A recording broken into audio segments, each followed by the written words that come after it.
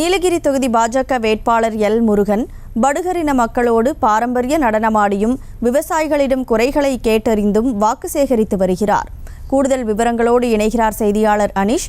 வணக்கம் அனீஷ். பாஜக வேட்பாளர் எந்த பகுதியில் தற்போது வாக்குகளை சேகரித்து வருகிறார்?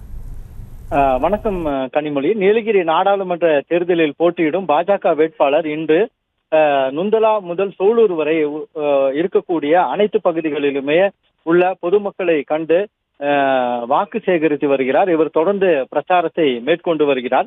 இந்நிலையில் நுந்தலா கிராமத்தில் பிரச்சாரத்தை முடித்துக் கொண்டு அடுத்த பகுதியான பல்வேறு பகுதிகளுக்கும் தொடர்ந்து இவர் பிரச்சாரத்தை மேற்கொண்டு வருகிறார்.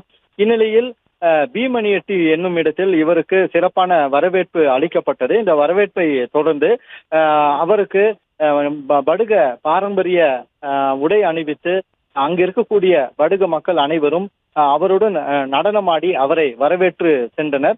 அப்போது அவரும், அதாவது பாஜக வேட்பாளர் எல் முருகனும் படுக பாரம்பரிய நடனமாடி அனைவருடன் நடனமாடி மகிழ்ந்தார் கனிமொழி.